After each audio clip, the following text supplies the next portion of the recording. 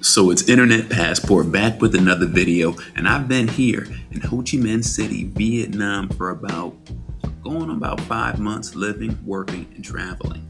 But I saw this video come across my desk from the Young Global Business Consulting Group. So I've seen some of the videos now after going through some real quality content, and I had to react to this video. Vietnam is super safe. The big lie. Let's watch it and give you some of my thoughts.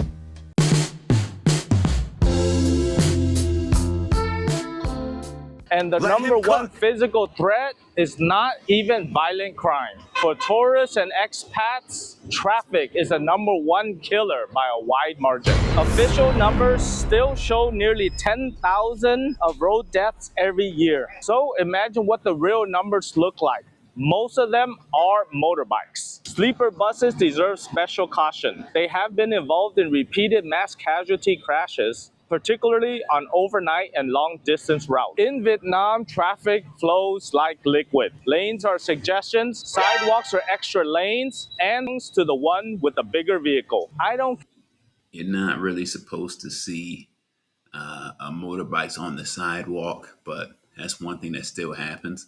You can even be on the back of a Grab or see other Grab or other ride sharing services. They'll be there. They'll go on the sidewalk only if necessary.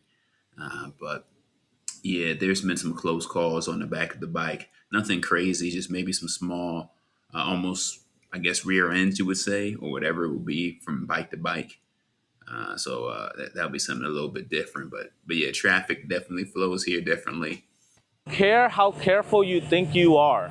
In Ho Chi Minh City and Hanoi, intersections are daily lottery. Tourists on rental scooters and expats who know the roads end up in the same hospital wards. And remember, if you do get to a crash outside of major city centers, emergency responses can be painfully slow. Many provincial clinics lack advanced trauma care. Thus, the risk is not just getting hit, it's the painful 2-hour ambulance ride that follows. The scam volume is high, especially when you look like a walking ATM. Street theft is fast and dangerous. If you walk down the street in Saigon or Hanoi holding your iPhone near the curb like a fresh banh mi, a passing scooter rider may consider that a public donation. Motorbike bag and phone snatching can happen in seconds and send you tumbling on the pavement. So keep your phones away from the curb, keep your bag zipped, and watch the traffic, not your screen.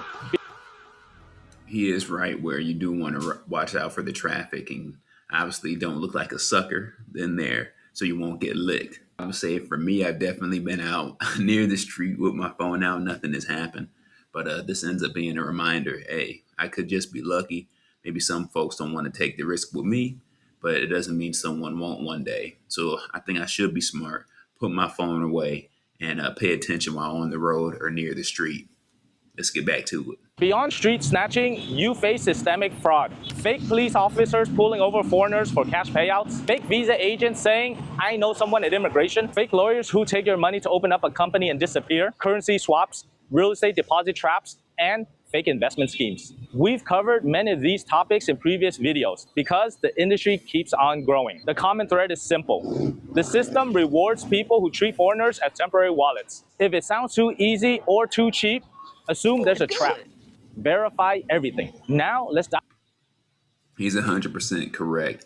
Like for any place that you go, you want to verify and make sure that the thing or the item or the place is official, official website. And for someone who's been traveling, to a decent amount of countries, been to a couple of different places here and there, uh, my instincts, my spidey sense, my gut, wherever you want us to call it, if something is weird, if something is odd out there, there's a chance that, yeah, it probably is something sketchy. So just walk away. And a clear sign I notice as well, most people here may smile, may try and do some small conversation, but keep an eye out where if someone comes up to you and they seem a little too friendly or they want to get to know you, there's a high chance they want something from you. They may try and talk or try and stop you. Just keep moving. Walk away. Dive into the topic that's going to explode the comment section. Marriage and dating scams. Most relationships are genuine, and there are countless happy international couples. As a lawyer who deals with the aftermath when things go wrong, I see 3 specific traps destroying foreign men financially. First, some foreign men think they are in an exclusive online relationship with a local girlfriend. What they don't realize is she's running a multinational.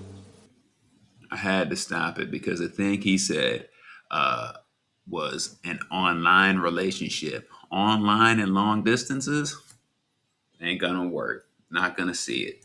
I'm sorry, I don't believe in it. If you're trying to do that and you're living somewhere else and you're trying to do a long distance online relationship, just don't do it. Go outside and get up in a woman's face. Portfolio. 3 or 4 foreign boyfriends in different time zones, sending her about $500 to $1,000 a month in order to pay the family's rent or her rent. It's not love. It's a full-time, high-margin, remote job. Second, some women act as a traditional, ultra-supportive partner up until the marriage certificate is signed or the foreign residency is secured. Then the demand comes. We need to buy a house for my family in Vietnam. Here is the legal reality. As a foreigner, you cannot own land in Vietnam. So let's say you send $100,000 to build a beautiful villa in her hometown, but the title is in her or her parents' name. If the relationship sours, you are literally locked out of a house that you paid for with almost no recourse. Third, in Vietnam, cultural expectations around money are totally different. Your money is our money. My money is my family's money. Foreigners routinely buy apartments, open bank accounts, and register businesses strictly under their local partner's name. When the relationship ends, they are locked out overnight. If you are getting married here or abroad without a prenuptial agreement or clear asset structuring, you're not just giving away your heart, you're signing away your life savings. Just get a prenup. Most videos show you the coconut coffee besides the bowl. We deal with what happens after you finish the coconut coffee. So if you want honest information, then click the subscribe button. Vietnamese food is one of the best reasons to visit Vietnam.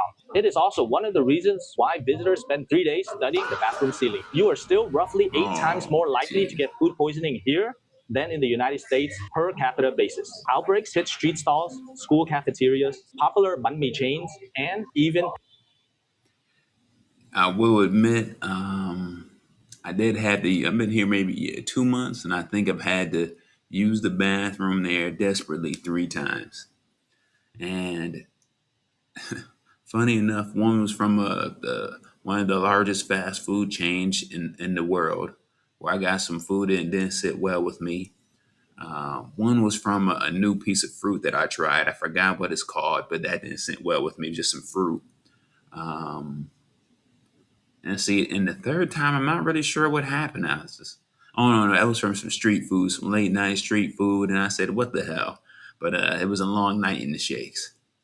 So I would recommend just trying to be smart, pick carefully.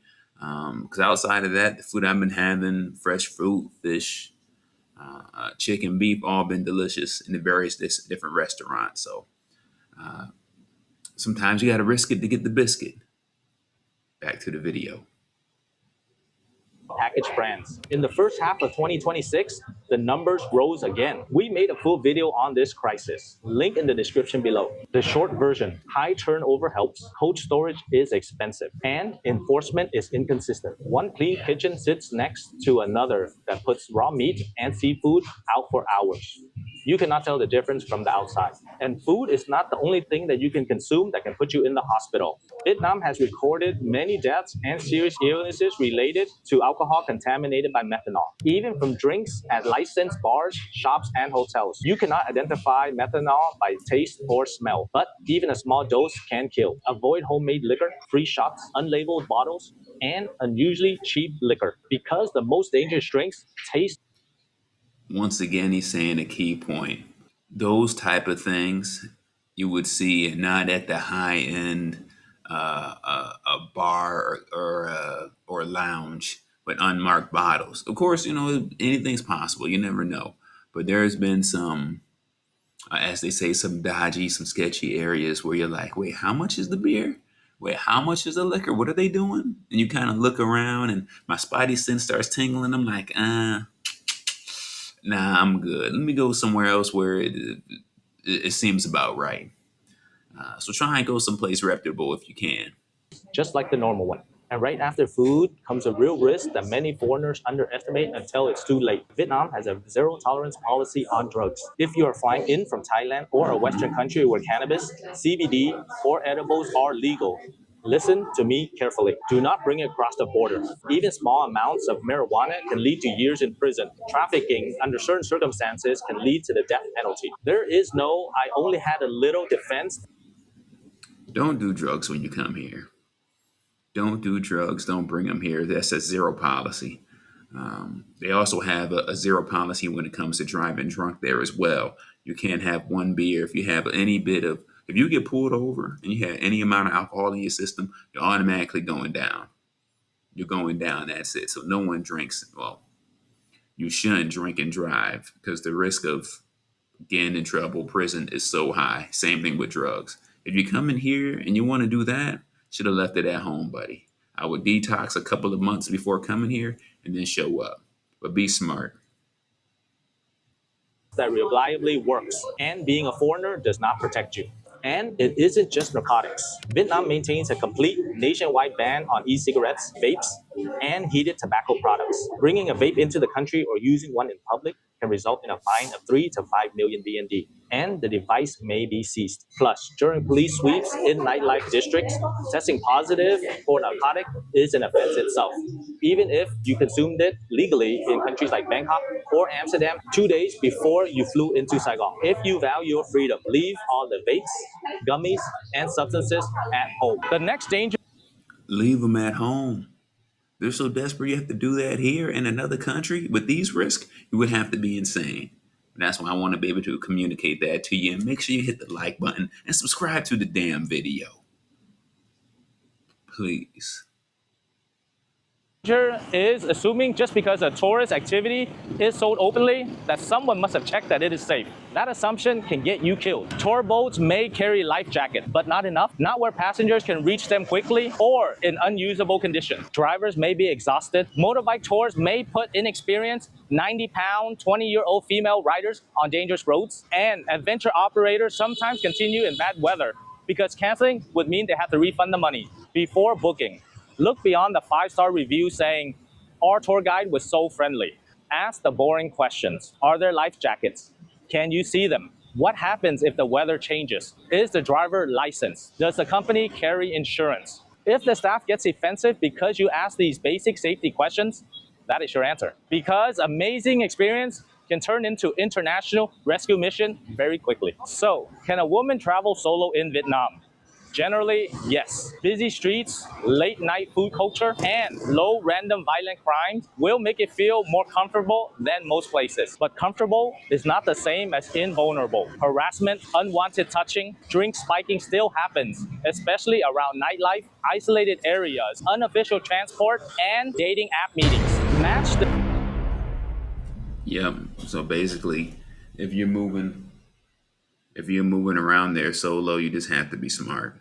When you're isolated, things can happen. I would definitely recommend, especially after hearing some stories, definitely go out in a small group, maybe about you, two other people, and three, you're stronger in numbers, and go to some reputable places. If someone invites you somewhere isolated down some dark alley and it's looking real dodgy, just politely say no.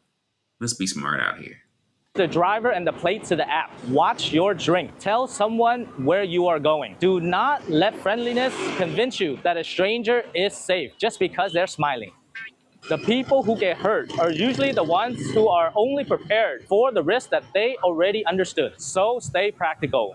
Eat at busy, high turnover places. Never keep your phone exposed near the curb. Always verify an agent, lawyer, or contract. Treat housing and immigration like a legal decision. Protect yourself on paper from day one in any serious relationship. Treat drugs as a hard red line. These habits do not make Vietnam risk-free. They make risk manageable. Despite everything I just ranked, I am still here.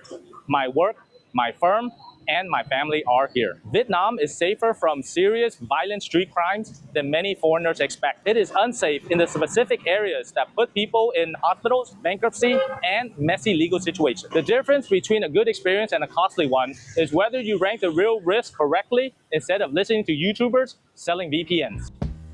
Okay, so there you have it. I thought overall, he was essentially saying some of the basic things that you should understand when you travel anywhere. Be smart. If it sounds too good to be true, it probably is. Be smart while out in the street. Protect your items. Do your best just to try and I guess, blend in and not look like someone who's visiting. Try and blend in as best as you can, if that makes sense. But let me know what you think. Was this a good video? Should I watch some more? Just let me know down in the comments below. Like, comment, and subscribe. It's Internet Passport, and I'll see you in the next video. Peace. I spend my night dreaming that I'm